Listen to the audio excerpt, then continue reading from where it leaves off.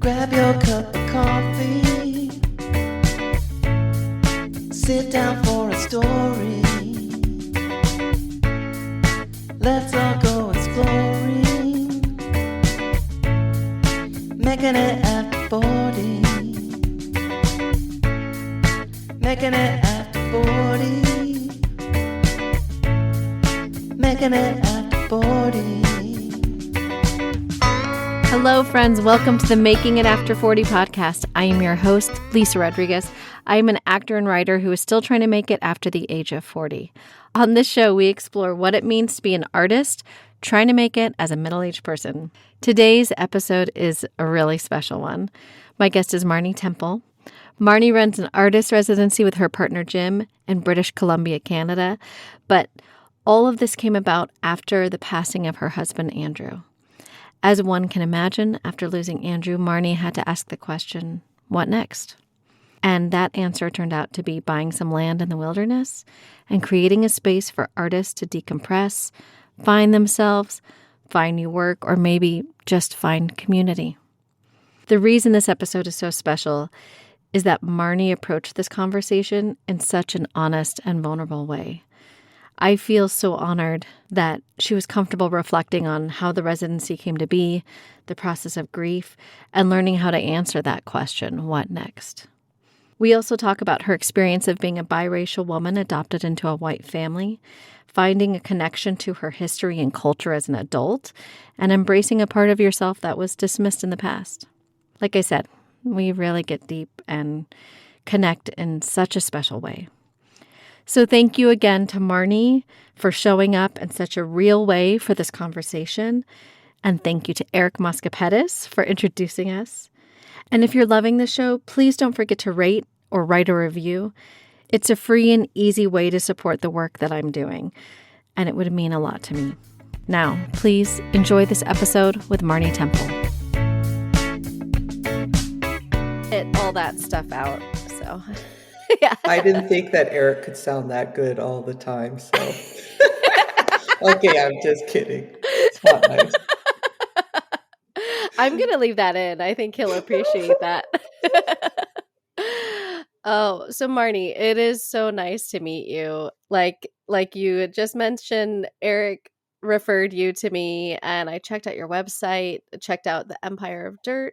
Well, let me just say, Marnie, I don't know how to describe you as an artist, but what I will say is that you have started like an artist retreat in the wilderness in Canada, British Columbia, right? Yes. Yeah. And it's a place, from what I gathered from the website, for artists to go and get away from it all and dig into their work. And it sounds awesome. So thank you for joining us. Well, thank you for having me, and thank you, Eric, for putting us into connection with each other. I'm pretty grateful about that. It's great. So thank you. Yeah, good people. Yeah, good people. Yeah. And that is the only kind of people that show up here, honestly, at the residency. Yeah. It's what makes it work. That kind of like-minded individual. It's great. Yeah. And so, well, I want to get more into that because I'm curious how people find you, and then how you kind of screen people to come to be able to get permission to come and do a residency. Right. Okay. So Eric didn't tell you any of this then? No, Eric didn't. He just told me, he did tell me a little bit about your story and that you're an awesome person. And, but that's about it. Yeah.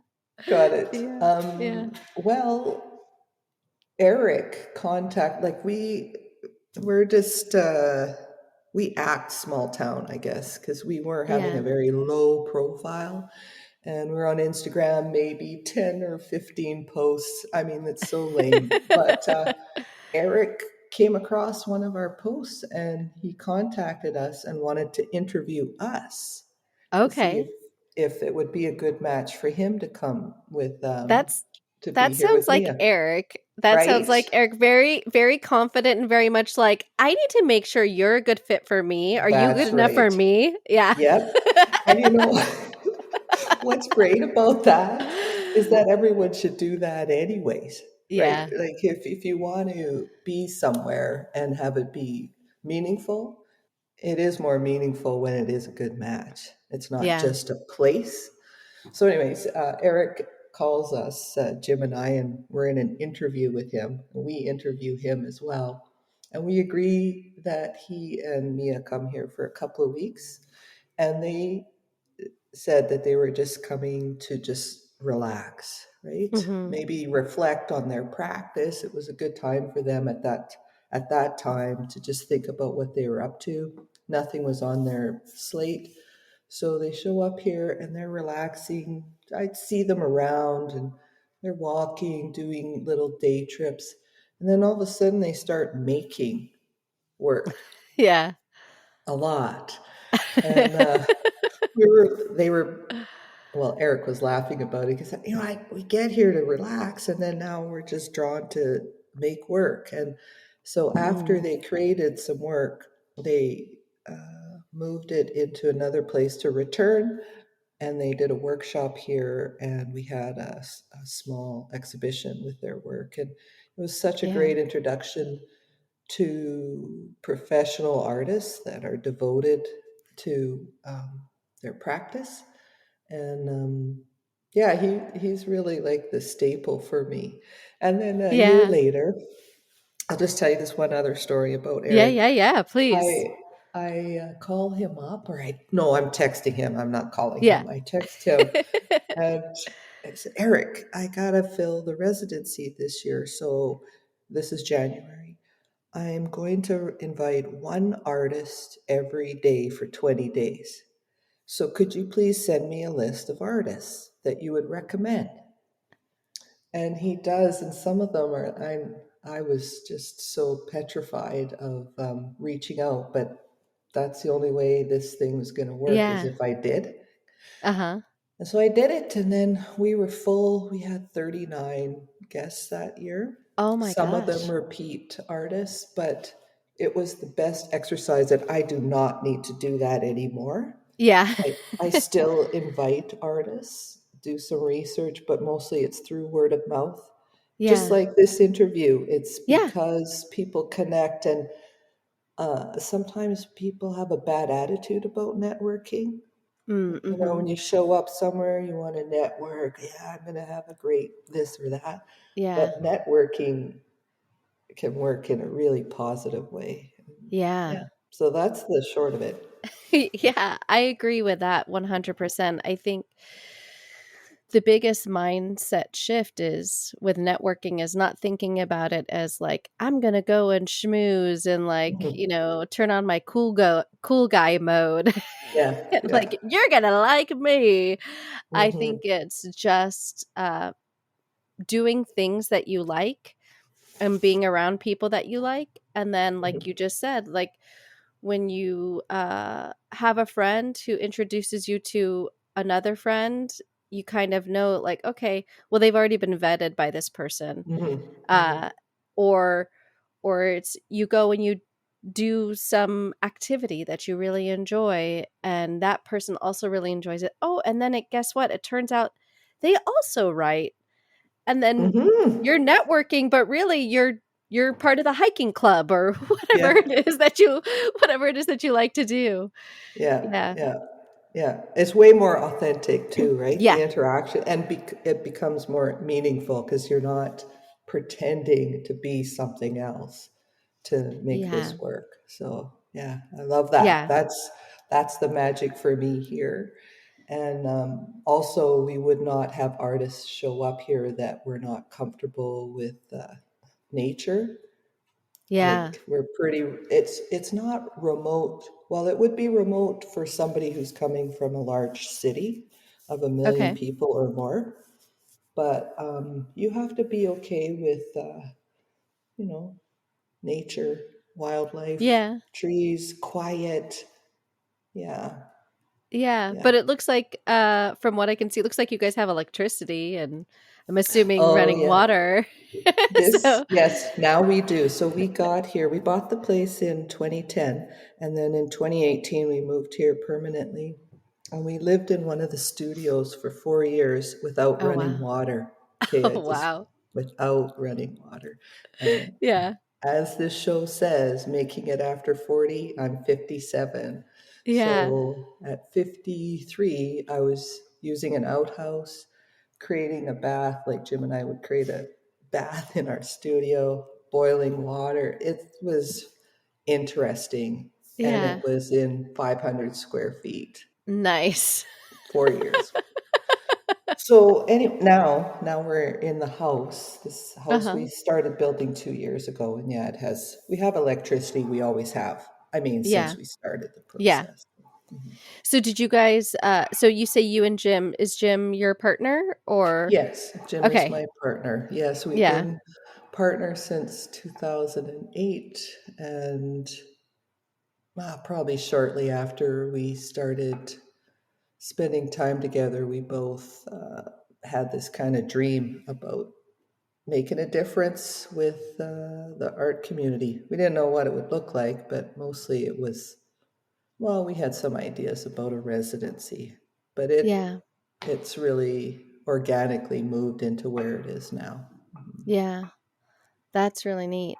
Yeah, And well, because I have like I keep wanting to go into more questions about the residency, but why don't you that's tell okay. us why don't you tell us about your story and what I don't know what medium you had for art and what drew you to wanting to make Mm. this residency. Maybe you could tell us a little bit about how you got to now.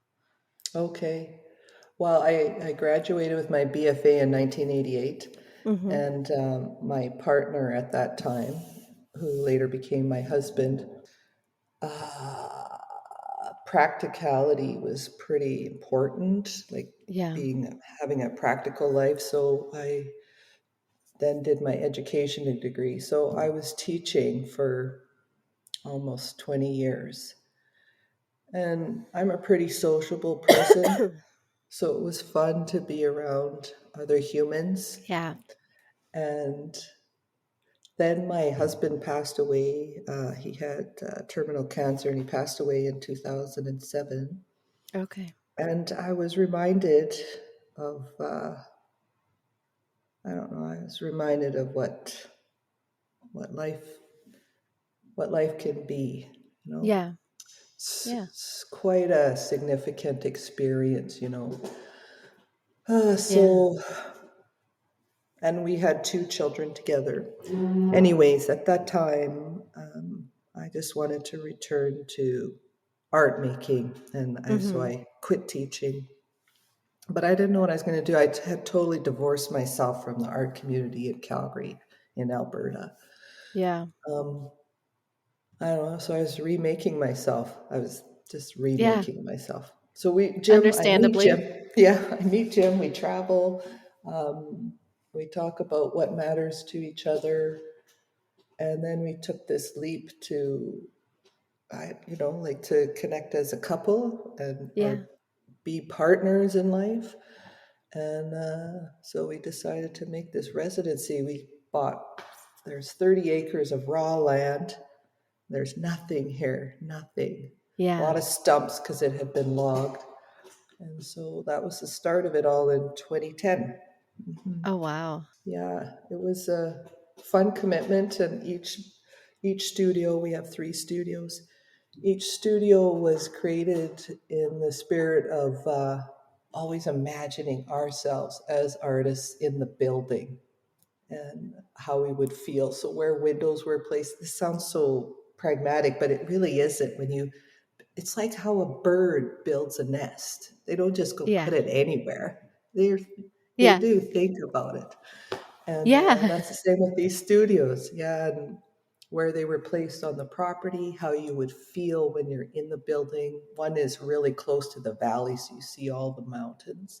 And then the other Mm. one is nestled by the pond, and you're just surrounded by trees. That's where Eric and Mia stay when they come Yeah. here. And the third one is a similar one. It's just a valley, not just, it's a valley Yeah. view. Yeah, Incredible, yeah. majestic, on the raw It's, land. Yes. it feels pretty majestic when you're on a mountainside. Like we have snow right now, quite a bit of it, and there's no Yeah. snow in town. So there Oh, is wow. that different feel about being up here. Yeah. Yeah. Yeah. I want to Yeah. show you pictures. That are okay? Can I just turn Yeah. my? Yeah. I Yeah. know Show you know me. you could cut this out, right? Let me see. Good. Okay. Oh, wow. That's what I get to look at. It's just so beautiful. I just love That's it. how could you not be inspired by that majestic view of the Hmm. mountains and Yeah. you can see the valley and Yeah. Yeah. snow covered. That's Yeah. Maybe the amazing. snow is not so exciting for you, but Oh no, it is very exciting. Well, okay. we actually had we just had some snow weather last weekend. I've only lived in my house. I'm in a suburb of LA. Yes. I'm in a Okay. suburb of LA and I'm close to some foothills. So it's kind of funny because, the main city is, just 7 miles away, but I'm closer to the foothills. So we do get uh we'll get coyotes and bobcats and there's even just like a mile further closer to the foothills Hmm. there'll be some black bears from time to time. I think they're Oh black bears. wow. Hmm. But the point is it doesn't snow here. And last Right. weekend we just had crazy weather and it snowed for about 2 hours at our house. And I had snow on the van. It actually stayed until the morning. It was incredible. Wow. Yeah, yeah. So it's been very exciting for us. Yeah. My mom and I we joke because we're weather nerds. Anytime I'm like, oh, it's raining, mom, it's hailing, it's snowing, and I'm texting her pictures and sending her video, and she's like, oh my gosh, I wish I was there. This is so exciting. Oh, that is awesome. But Weather what's nerds. yeah, we're weather. I get so excited. We had lightning, mom. You Hmm. should have seen it. I guess that's what happens when you grow up in Southern California and you stay in Southern California. You just get Hmm. so excited when it's not sunny. Right, um, because it's but unusual. yeah, it's unusual for us. But the in this one particular mountain foothill, I don't know if you can call it a mountain, but a large foothill behind our house, the snow is still there. It stayed. It's been cold enough all week that the snow is up there. And even Oh, just that little bit of snow, yeah. it feels, it feels like a little bit of inspiration. I don't know if it's just because it's different, if it's the seeing a different landscape or something about the snow on the hill. It just reminds you that you're alive Yeah.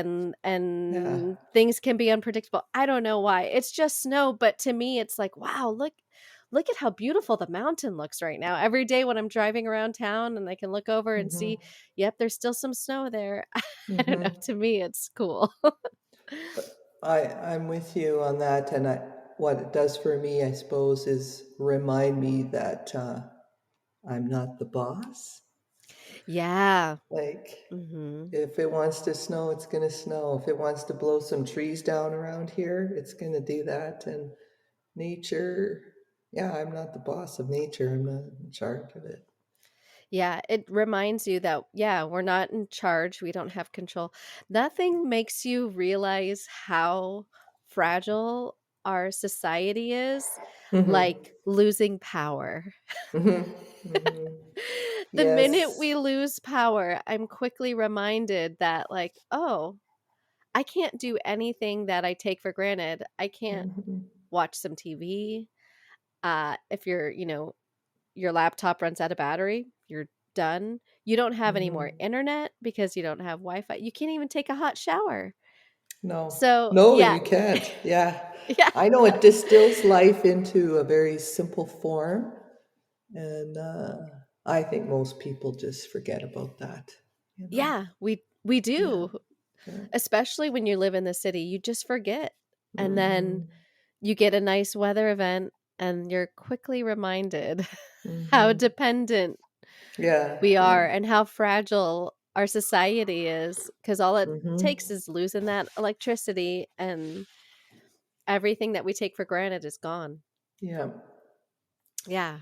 Yep. And then it leads to that other conversation, which I don't want to go into, but just all of what we're doing to the planet, right? Oh, Yeah, yeah. that's Yeah. the next phase of it. Oh, yeah. Anyways, Yeah.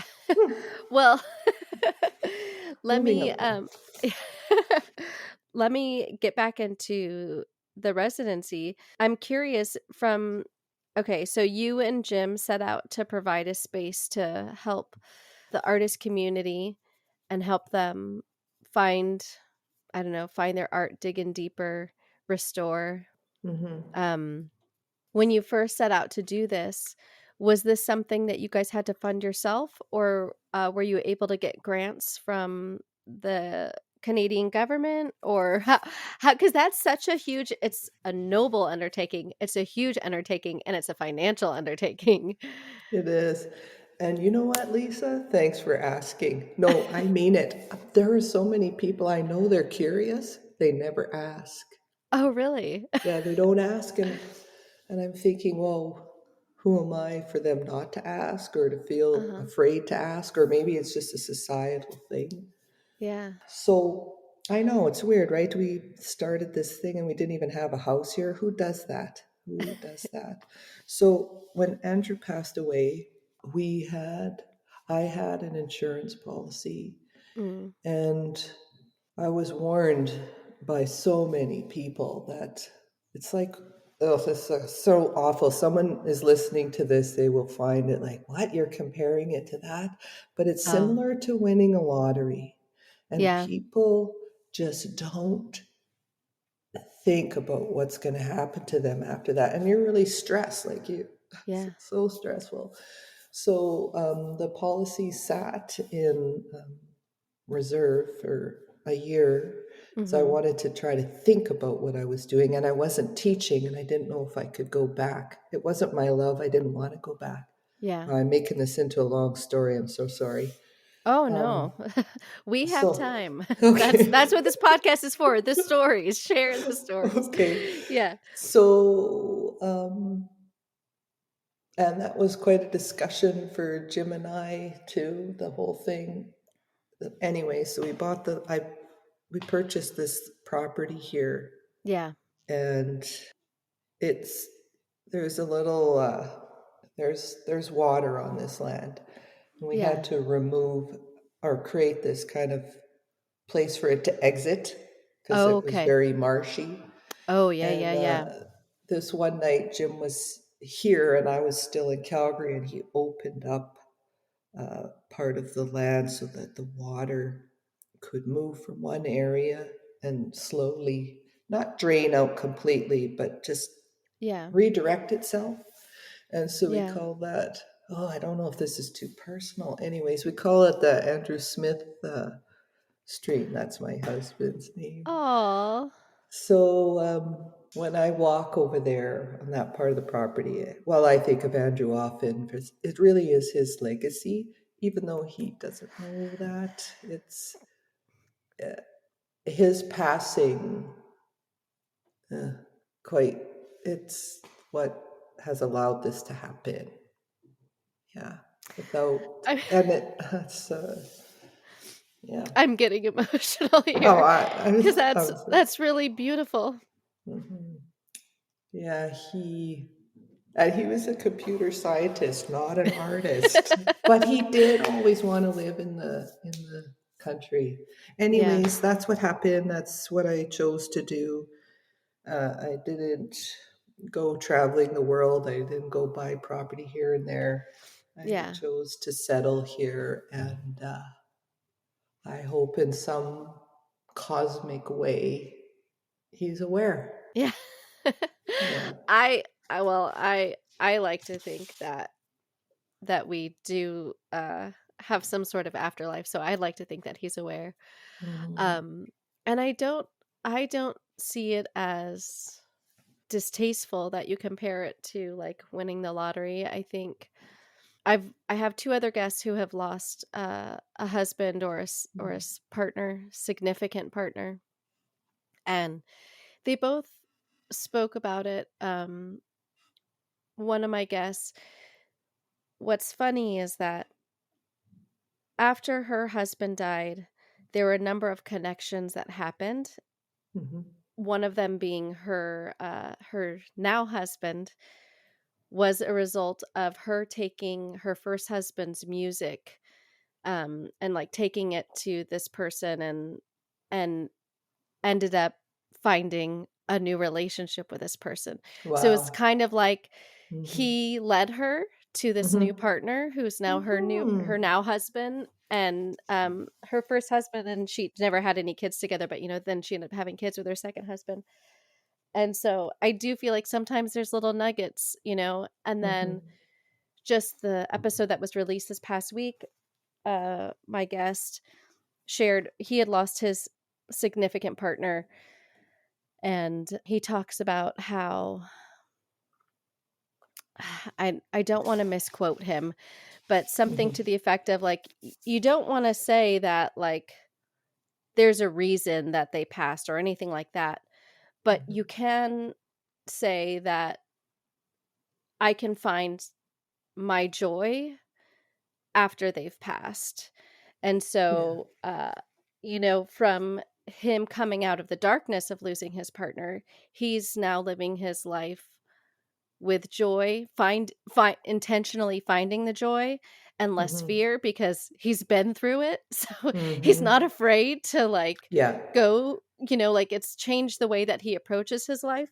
And it's Yeah. not like, oh well, thank goodness they passed because now I have this. But No.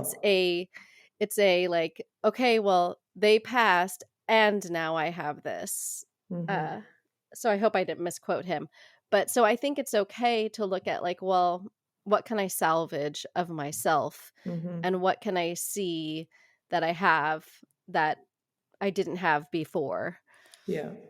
And now what? Like, honestly, that's Yeah. what's next. Is like, okay, now what? Yeah. And he talks about it's almost like to not find that joy or not find the Mm. reasons to keep going, or the good Mhm. is almost an insult to them. Like it's almost an insult to Yeah. their legacy. Like I don't know. Yeah. Yeah. I haven't Yeah. lost a partner, so I can't personally speak on it, but I've Yeah. had other loss. If we all just consider the what's next rather than being hung up on this a tragedy, Yeah. I don't know what just it uh, it's like food for your soul, right? You just I can't find the words for it, but I struggled a long time wondering if I should be a certain way after Andrew died. Like I should be Mhm. sad for 365 days, or I should lock myself in my room for 50 days, or like these rules. And I just finally got to a place where I just had to do whatever was going to work for me.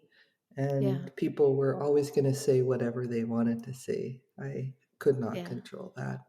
Yeah. So, yeah, it took me a long time to share how this place started Mhm. because it does feel weird, Lisa. It feels weird. But that's the truth. Yeah. That's how it became Empire of Dirt. Yeah. Yeah.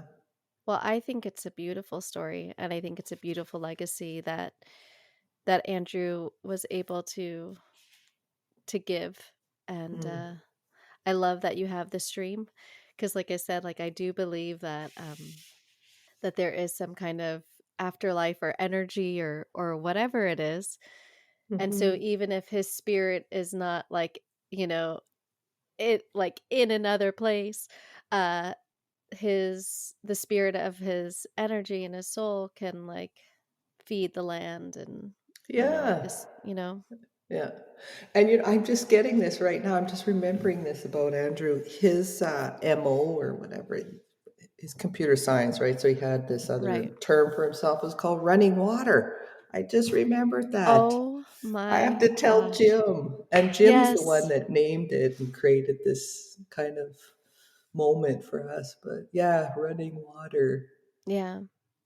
Yeah, it's, That's I great. don't know. Yeah. You know, you were talking about how it was hard for you to share how it came about in the past. Hmm. And I wonder if that is part of a symptom of a lot of our societies and cultures now don't have the tools to grieve. Mm, A lot of yeah.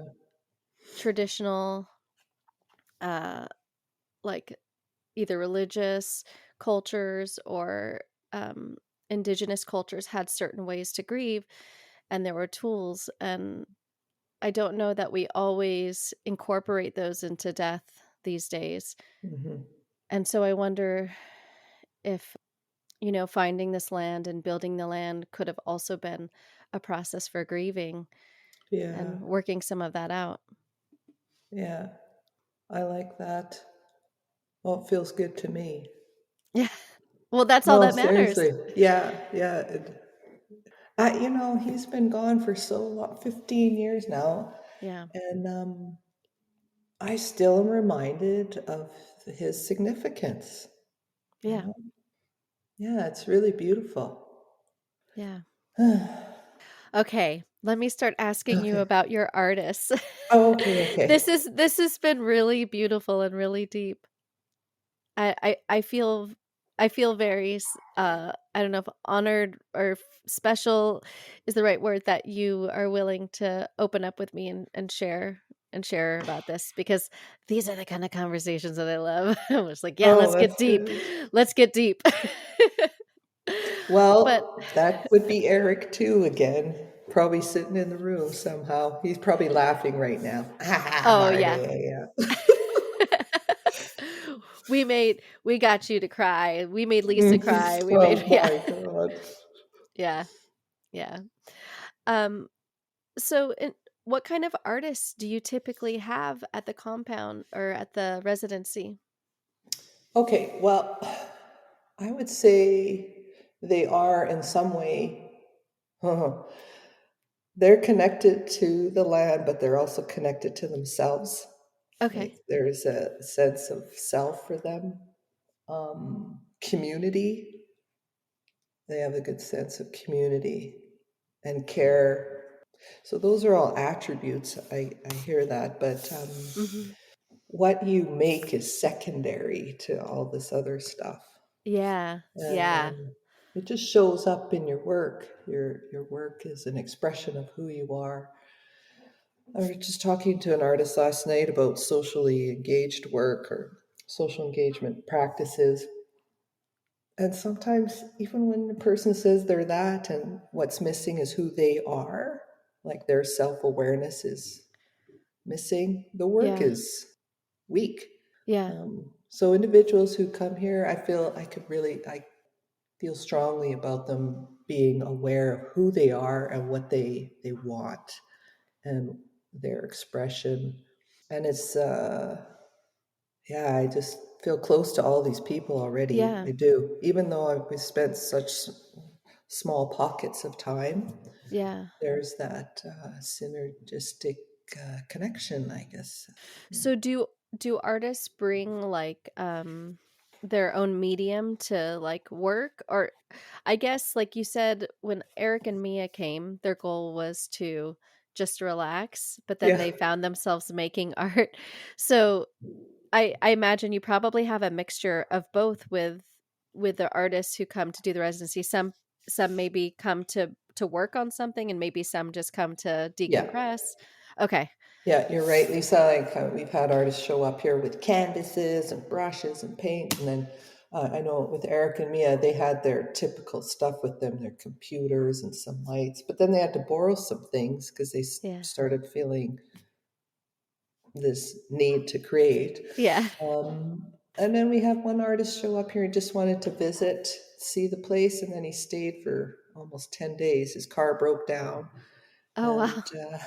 he had some small canvases in his, because that's who he is. He's always traveling with his paints and canvas, and that was an interesting experience with him.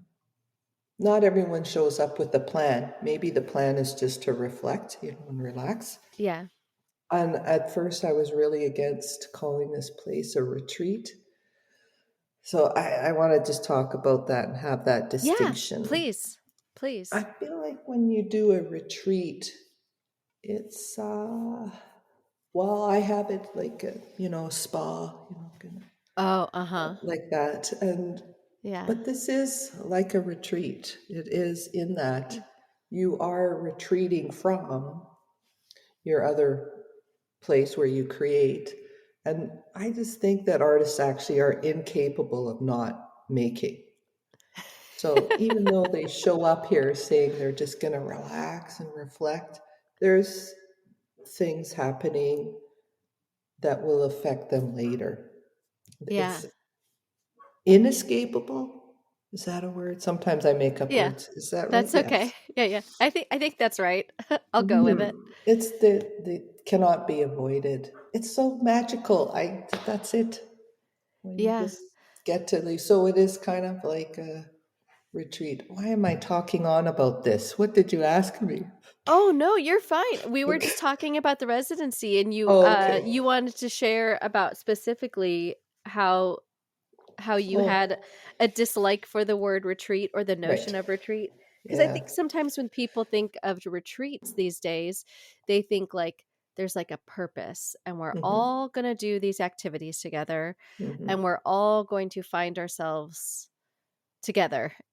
You know, And it seems like pampered. I'm pampered. Yeah. Uh-huh. Uh-huh. We Someone's don't going to make. take care of you. Yeah. Yeah, that's not what this is. It's just No. you're basically providing place to live, some kind of lodging, but then Hmm. they just right, they have to make their own food, I Yeah. assume. Yes. Yeah, they're Everybody makes their responsible. own food. Everybody is responsible for themselves. They're Yes. just all Yes. living at the same Yeah. place. Yeah. You're responsible for yourself. You got to leave the place the way you found it. Yeah. All of it, like even outside of your studio. Yeah. And then we do gather. We will gather. We make a lot of dinners. We Yeah. eat together. That's part of community too. So Yeah. yeah, yeah, How what has been, cuz I can only imagine that when you have three houses on the property, so you've got three different artists or three groups of right, artists yeah. in each place. What's been the most magical thing that has happened on the property? I know what I'm envisioning, but I'm curious, have you ever had like some kind of connection or like project that's come together as a result of the community that's formed during the residency? Wow, that's such a huge question. You probably saw me looking away. It's not. I I wasn't distracted. I No, was no, just no. I really know. I thinking. can see the wheels turning, and I'm like, uh-oh, maybe I asked the wrong question. No, I think it. Besides, I think it was when Jim and I don't know when it happened, but it happens every so often. This is a reoccurring theme for us. We look at each other and we say, "Oh my, it's happening."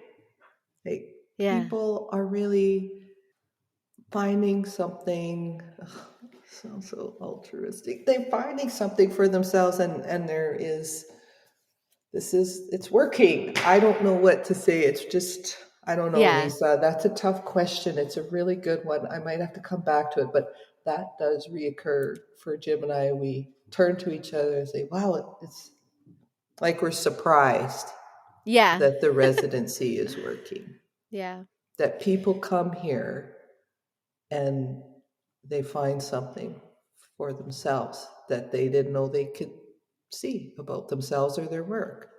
yeah. Do you think part of that is something magical about the land, or do you think it's having the artists be in a different space?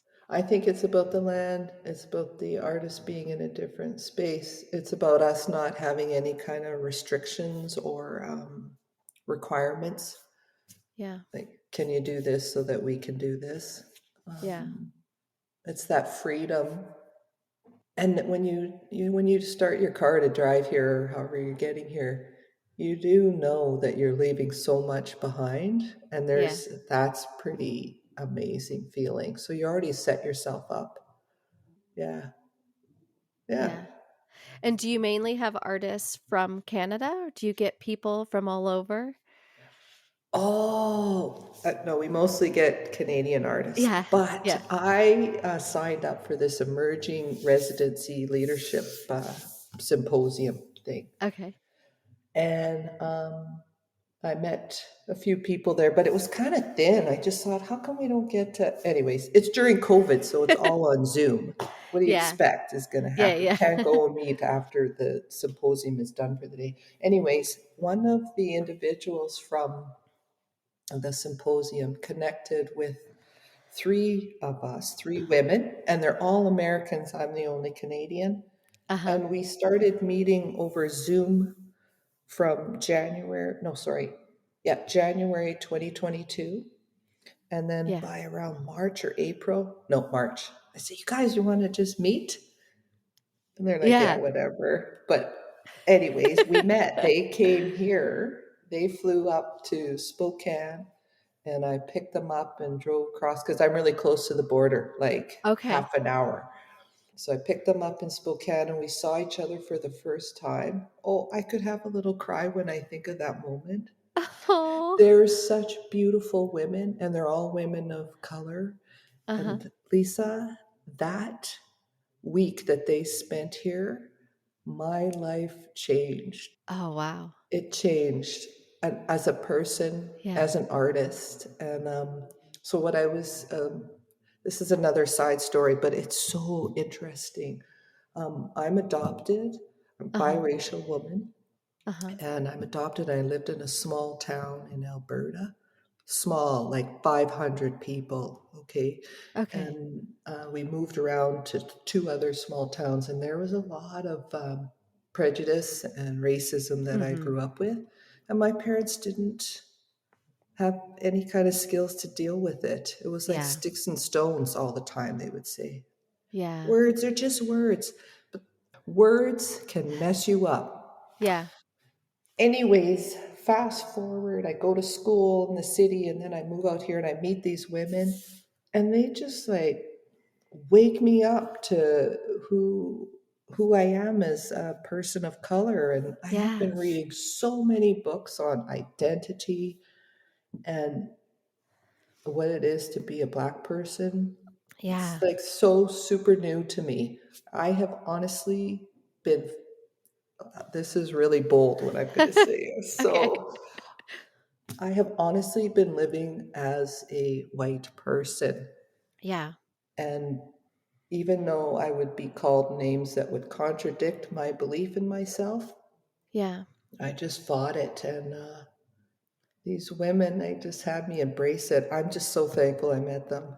I really am. So, all the work I've been doing as a person or as an artist has all been about identity. Yeah. That is that is an incredible story and like uh uh I can relate a little. I'm half Mexican and half white. And Mm. so my Hmm. dad is like really dark and my Yeah, mom is really white. And I didn't know that I was Mexican until I was like 9 years old. It right. didn't occur to me. Like Yes. it didn't occur that my dad is like dark Mexican. Yeah. Like like chocolate. And Wow. Yeah. obviously my family is, all my uncles and aunts are Mexican and we're like Mexican Native American. Hmm. And it just I didn't know that there was like a definition. Like it was just like we're Right. just people. And then Yeah. one day on the playground, I was like playing Oh. by myself and these little girls start saying, arriba, arriba, the La Migra is coming. You better get out of here. La Migra is coming. And I was like, I looked at them, I was like, I'm not Mexican. What are you talking about? And then they like did like they did that, oh, like that. And they're like, they started doing that. And I was like, I'm not Indian either. Cause back then that's what we would say. Right. Yeah. And I was like, just leave me alone or whatever. And so then I told my mom Mhm. the story. She was like, Lisa, you are Mexican. Hello, my last name is Rodriguez. I I know, just, I, but but it's interesting. I was raised with mm, both cultures, but my dad didn't speak Spanish because his parents wanted to assimilate, and so they didn't allow them to speak Spanish at home. And so we lost that bit of culture. And so now as an adult, I've been, and especially in these last few years with everything that's been going on, I've been like really trying to reconnect Mhm. with my Mexican culture, with the Native American culture, and I hesitate to like fully own that or embrace it because I didn't grow up with it, and I don't want to. Yeah. It's like I don't want to steal my own culture's culture. Does that do you know what I'm Yes, saying? it's Yeah, because ridiculous. it Yeah. feels like because I've been raised here and wasn't raised speaking Spanish, although we did have, like we definitely had like the food culture and Mhm. whatnot. And like there's certain aspects that we were raised with. I almost feel like some imposter syndrome around embracing that. Mhm. But at the same time, I want to embrace it because I feel like it's honoring my ancestors and my roots. It's so complicated, and it's Yeah. something like that I struggle with even with my writing and my art, because if I want to write something, I Mhm. want the person to be of like, Latin origin. I want them to be like Mexican, but I don't want it to be like, "Oh, I'm so ethnic and I'm so like different." Right. I just want it to be like, "Yes, she's a person who's raising a child or living her life in California who happens to be of a background of Mexican descent." Right. It But then am I like disregarding my culture by not like throwing in some Spanish words? It's so it's a complicated relationship and topic. Yeah. It sure is. And like, thank you for sharing that. Another opening for me to see that I'm not strange. I think that No. what's going on for me is very common. And if I Yeah. ever speak to Indigenous folks, well, everybody's story is different for sure and their Yeah. background. But what is common is this kind of uh, separation that you have from your. I've started reading a book about this woman looking at her her family lineage in Ghana, and I thought I can't even do that. Like I was so Yeah. envious of her to be able to and embrace a culture and have, let's say, Christmas have Yeah. some sort of cultural significance to you rather than presence. Yeah. That is not a thing that I can exist with. And it's Yeah. so unfortunate, Yeah. you know? Yeah. I think we have to do a better job of letting people go back and look at who they are and celebrate it, not have them feel like, no, I just like this whole idea of white passing. That's Yeah. another one too. I'm sure you could pass, Oh, yeah. Yeah. and perhaps you don't even know you're passing. I don't even know when I'm doing that, and Yeah. but I'm not doing it on purpose to No, you're move just ahead. accepting. I've just been almost trained to do it. It worked. Yeah. Yeah. Assimilation worked. It did. It is. So not anymore though for me. I'm not up for that. So Yeah. I mean, what a huge revelation for you in your mm, 50s to be able to now claim this. And yeah, it seems like it would also be like reinvigorating because you're being born again as yes, yeah. yeah, yeah, Yeah. And you I get to now am. identify Yeah, with this part of you that's been hidden for so long. I imagine there's so much healing, so much like shadow work. yeah, yeah. And this is when I do wish I could have conversations with Andrew as well. He's Jamaican, and Okay. they immigrated here, so we didn't talk about race very much, except for that we wanted it to disappear, Yeah. like racism. But that conversation is into the future still. Yeah. You still have to actually acknowledge what's happening right now. Mhm. Anyways, and it is an interesting one. I That could be another I podcast for you. I know. It really could. I mean, digging Mhm. into my roots, it's interesting too because my one of my uncles, my mom's brothers, he and I have been really digging into our family history on my mom's Ah, side, and that's like a passion that I have. And then I, like have done some digging on my dad's side, and I've been using ancestry.com. I can only go so far oh, back yeah. because then I go back 2 generations. My great grandmother crossed the border with her aunt. She was an orphan. Her parents had died. So that's where kind of it stops there. But then my grandfather, his mother was born in the US. So Oh. she like on her family had been here already for a while, but then past her, I would have to like I don't know if I can just like upgrade my membership and then I can get into other Mhm. countries. But it's interesting to like kind of trace it back, and then there's also the adoptions that have happened cuz Mhm. my great grandfather on my dad's side, he was adopted is my understanding, and Oh. he was native and he was adopted because his village was like decimated Mhm. during the Civil War, and they like found him wandering at Fort Davis, and so they like brought him to a Mexican village and was like, "Here, raise this 4-year-old child." But I'll Wow. probably edit all this out of the podcast because I think it's a little tangential, but Well, um that's fine, but it is super interesting, and I don't know, is it so wrong to connect to it in some way, you know? I don't think so. I don't think it's wrong. And I think what's unfortunate is that so many of the stories were kind of buried in the idea of assimilation, and now I Mhm. don't know if it's too late.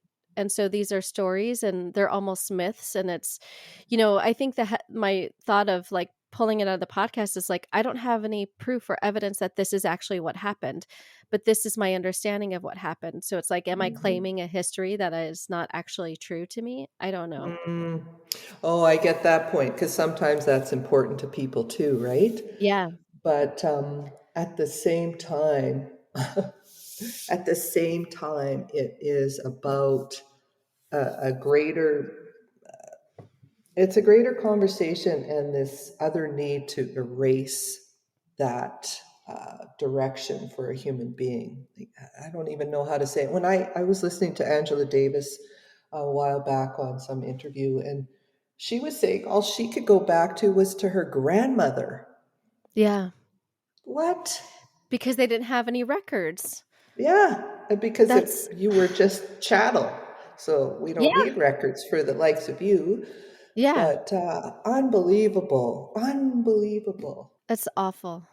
Hmm. Yeah. Hmm. It makes me want to do the DNA tests and stuff like that. I get a little Yeah, like conspiratorial, like, me oh, but then they're gonna too. have my DNA. But I'm Yes. like, but I really want to know.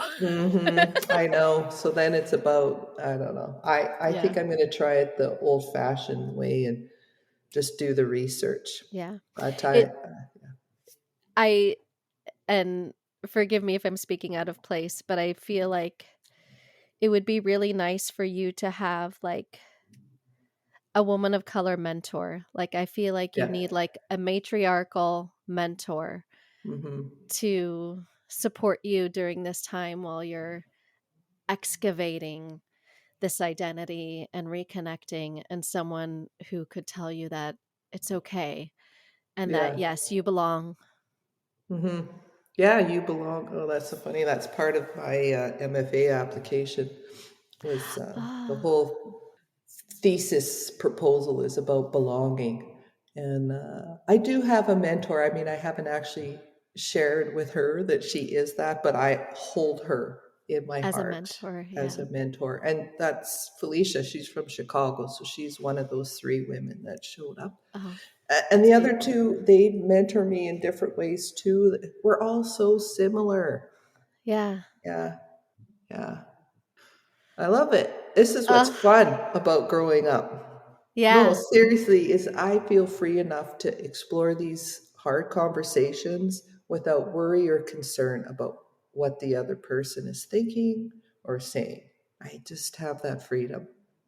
I don't think I would have had it 20 years ago, Lisa. It's different. Yeah. Yeah. That's the sound bite. That's the sound bite. That's the sound bite. That I'm gonna pull that. Oh, Yeah. well, for it's true though. for sharing the show, but I think it is very true. You know, I'm only 43, but I do think that something happens when you switch Hmm. into your 40s, and maybe it takes a year, you get to like 41 and it really kicks in.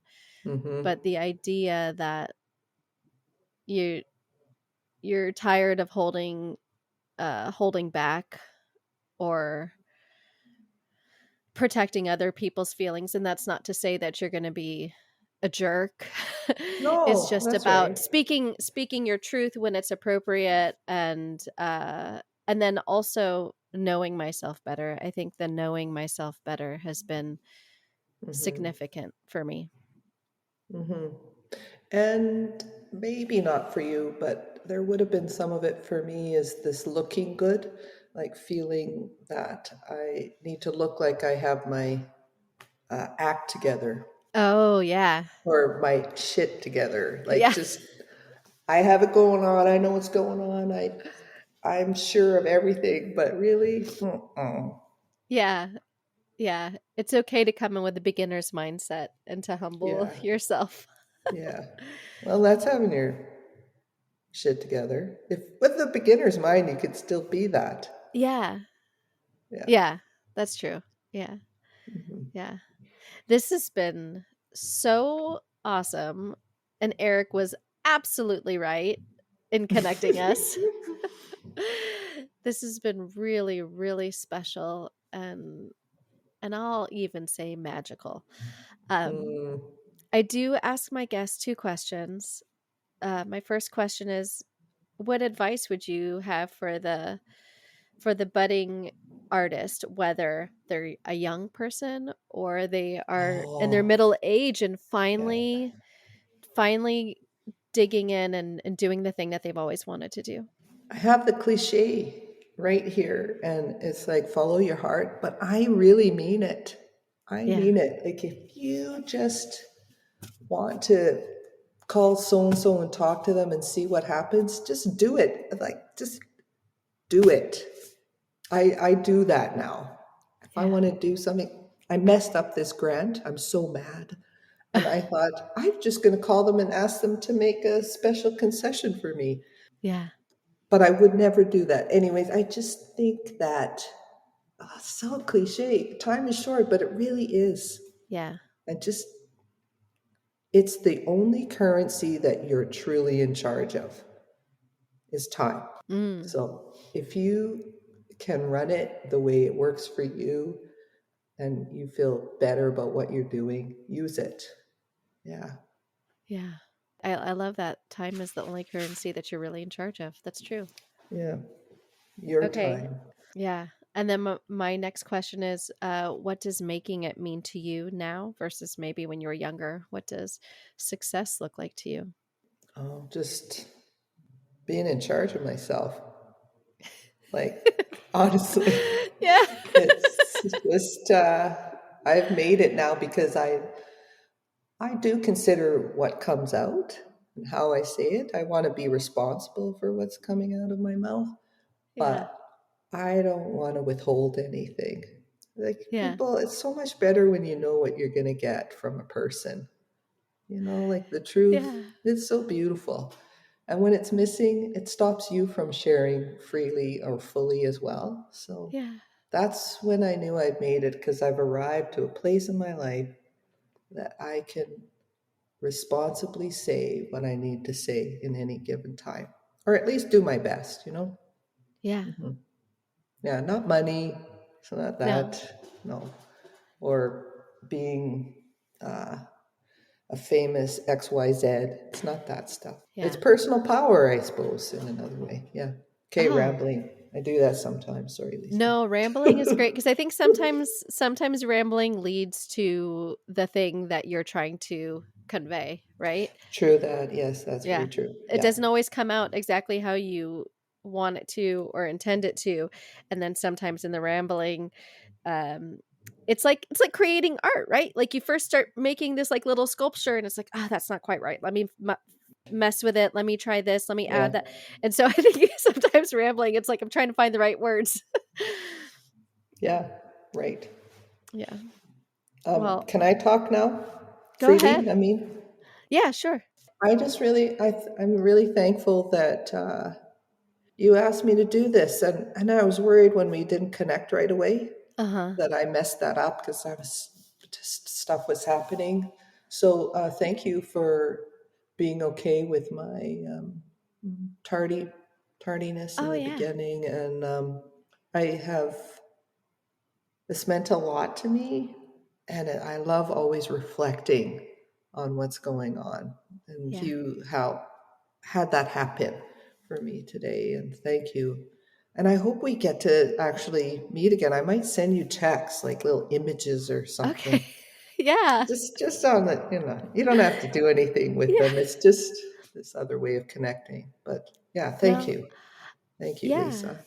Of course. I mean, the way I look at it is, like in terms of our misconnection before, we're all just human and Hmm. there's always unexpected things that come up. I have full on forgot about appointments and things, or something goes on with the kids and now I have to suddenly change plans. Life happens. That's just part of life. Yeah, And I yeah, figure we would connect in the time that we're meant to connect. And I think we did yeah. that. And we Yeah. did. Yeah. Yeah. Morning Yeah. And coffee. please text me. Please send me. I love this. What's been really special about the podcast is I get to connect with people in such an intimate way. And Yeah, although I may not be in constant contact with each of my guests, um, there's a connection there. And it's something that I know each of us can go back to when the yeah. time is right. If a guest, has something that they want me to share on social media, I'm happy to do that. Or maybe down the road, I might say like, "Hey, I have this project. Do you want to work with me together?"